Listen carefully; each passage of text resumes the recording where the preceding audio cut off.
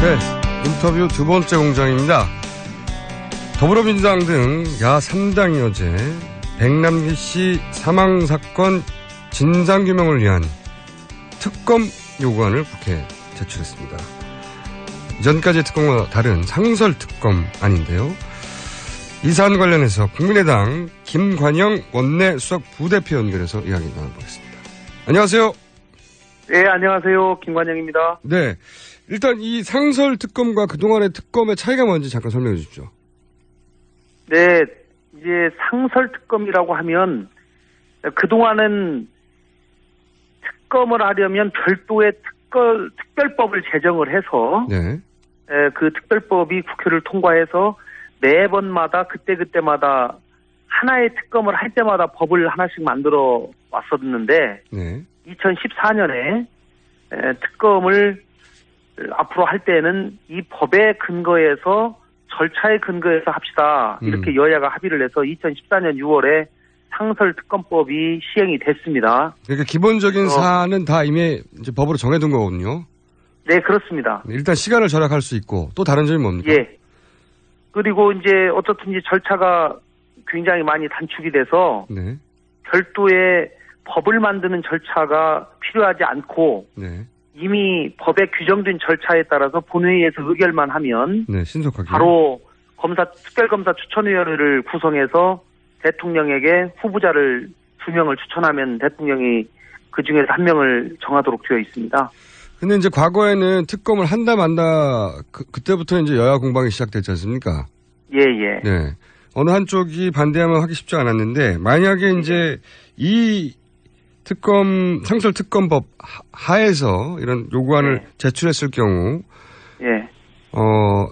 지금 현재 여당이 반대를 한다. 예. 그럼에도 불구하고 이게 통과될 수 있는 겁니까? 뭐 만만치 않죠. 지금 일단은 지금 이 상설특검을 하려면 본회의의 의결을 거쳐야 되는데요. 예. 본회의의 의결이 이 상설특검을 요구하는 요구안을 이제 제출을 하게 되면 네. 이 요구안을 법사위를 거쳐서 본회의까지 가는 건지 네. 아니면 본회의에 직행하는 건지에 관한 지금 한 번도 선례가 없기 때문에 아, 그렇군요. 서로 지금 의견이 다릅니다. 그러니까 국회의장이 이 사안을 예. 바로 상정할 수 있느냐? 예, 예. 아니면 법사위를 거쳐야 하느냐가 지금 현재 상설특검법 안에는 정해져 있지 않고 전례도 없기 때문에 거기서 일단 막혔다. 예, 그렇습니다. 그래서 지금 이제 그런 논란에 좀 여지가 있기는 한데요. 어쨌든지 뭐 저희가 야당 입장에서는 이게 상설특검법의 전체 조문을 쫙 읽어보면 일반 의안이기 때문에 법사위 거쳐야 된다 이런 얘기가 나오지 않고 본회의의 의결을 거치면 이렇게 할 수 있다 이렇게 되어 있기 때문에 네.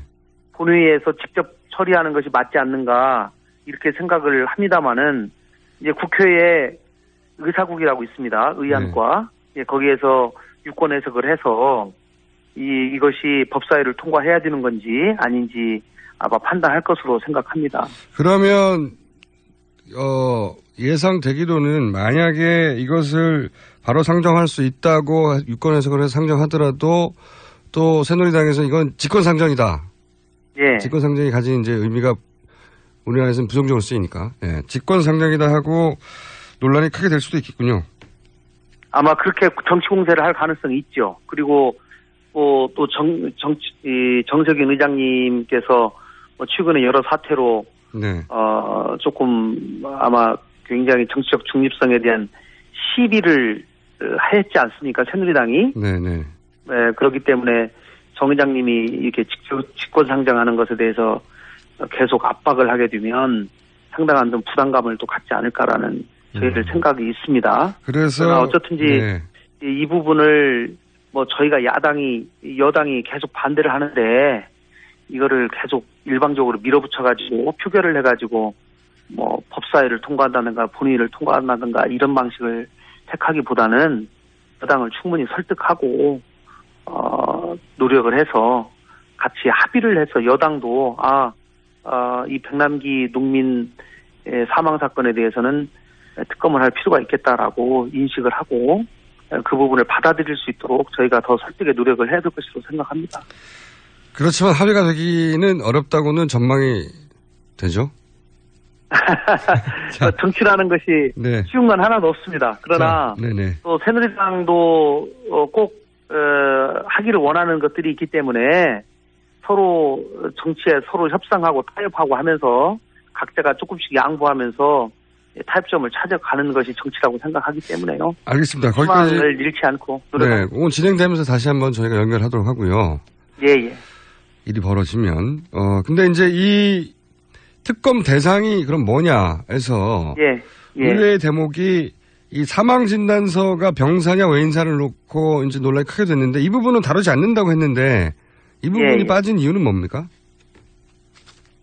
이게 저희가 이 요구안을 만들 당시에 이것이 그렇게 아주 크게 논란이 안 되고 사실은 어제 그저께부터 사망 진단서 작성 문제가 더 크게 많이 번졌거든요. 아하. 그리고 이 사망 진단서 작성 문제는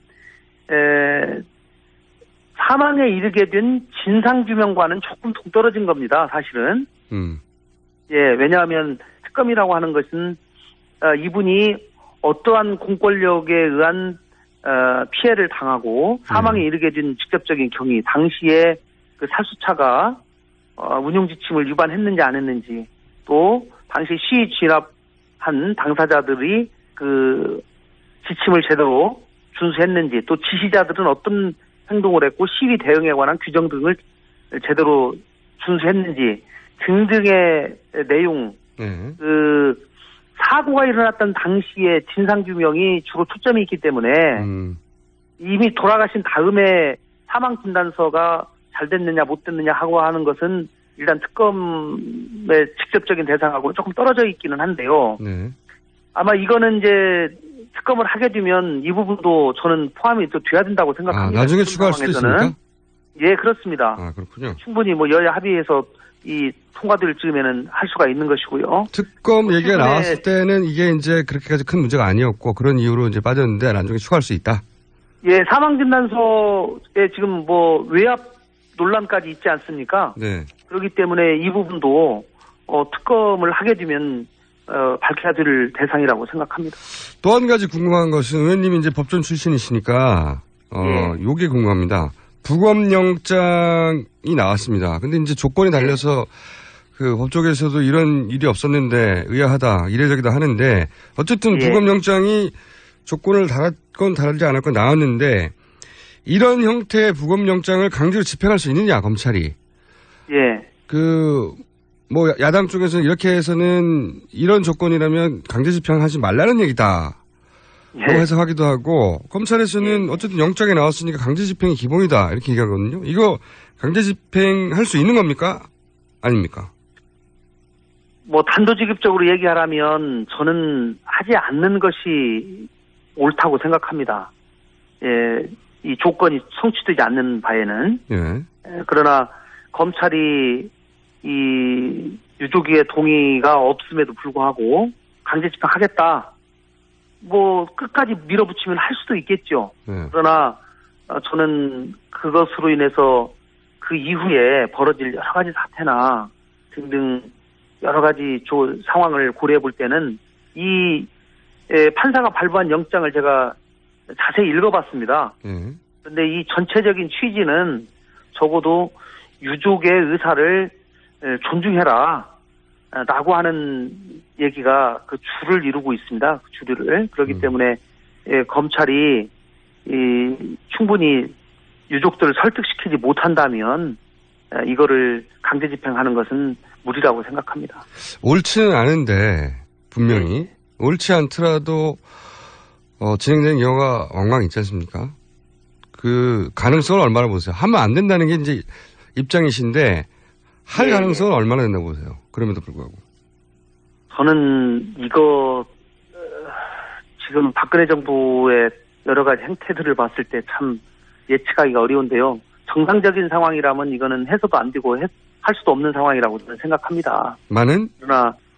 그런데 이분들이 평소에 해오던 이 행태를 보면 지금 이 공권력에 의해서 돌아가신 사건을 놓고 책임지는 건 관두고 사고조차도 하나 하지 안 하고 있거든요. 사과도 하지 않고. 누구도 사과를 하지 않고 있고, 이 인간에 대한 참 이 존엄, 또 이 생명에 대한 존중, 이런 것들에 대한 가장 기본적인 것들이 참 의심스러운 이런 상황입니다. 그렇기 때문에 그런 일이 벌어지지 않도록 여러 저희 야당도 더 관심을 가지고 상황을 지켜보도록 하겠습니다. 마지막으로 한 가지 더 궁금한 것은 어쨌든 어려운 과정을 거쳐서 국회에서 통과가 됐어요.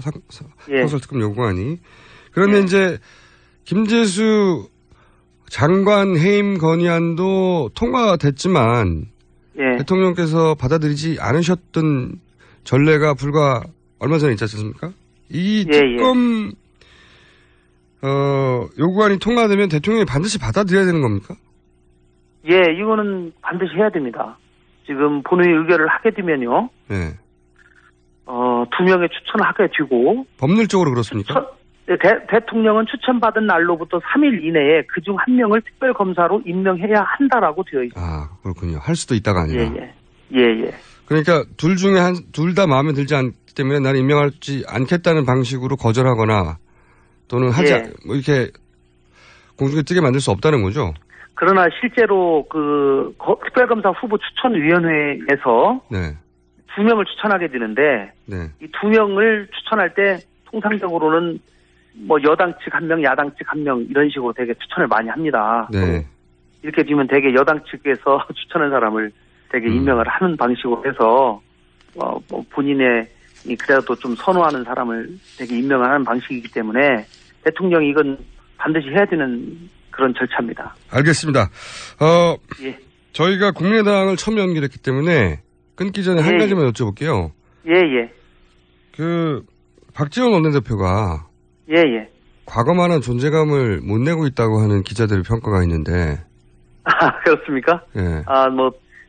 저는 옆에서 지켜볼 때 굉장히 열심히 하시고 나름대로 기자들한테도 평가도 괜찮은 걸로 생각하는데. 열심히 하시는데.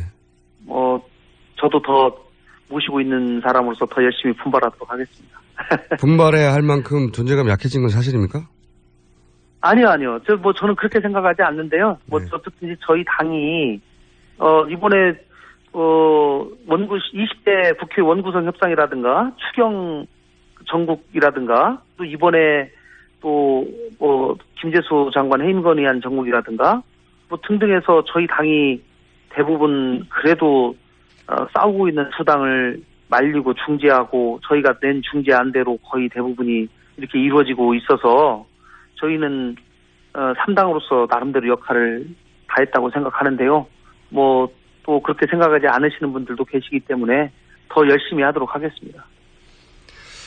여기서부터 진짜 인터뷰가 이어져야 되는데 시간이 없어. 오늘은 맛보기 여기까지 하고요. 다음 기회에 한번 연결하겠습니다.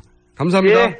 그렇게 하겠습니다. 감사합니다. 네, 지금까지 국민의당 김관영 원내수석부 대표였습니다.